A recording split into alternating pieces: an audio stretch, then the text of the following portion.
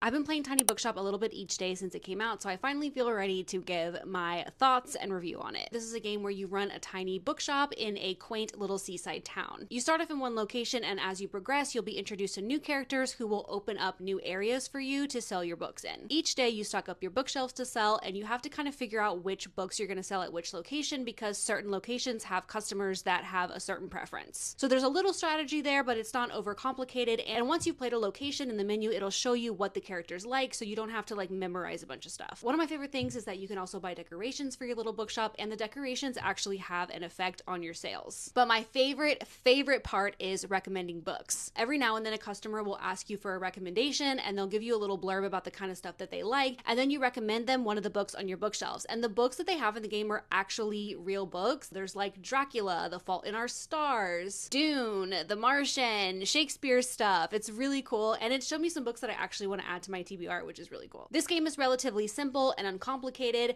and I feel like sometimes when that's the case, the game can then become boring and shallow, but in this case, I feel like it really adds to the enjoyment of the game. There's still a lot of depth and love that is clearly poured into this game. I also think this is a really good podcast game, so something that you can put on while you're listening to a podcast or an audiobook or watching a show. I've also found that my favorite way to play this game is in short bursts, so it's been a nice little cozy routine to start the day slowly by playing a few minutes of the game or using it to help me wind down at night. As far as performance goes, I'm playing on the Switch and I feel like it runs really well and the controls are pretty good. I haven't played the full game on PC, but I have played a pretty recent demo of it and I like it on PC as well. So I don't really think that you can go wrong either way depending on whatever it is that you have. Overall, I definitely recommend this game if you love books and you're wanting a cute, cozy little game to add to your routine.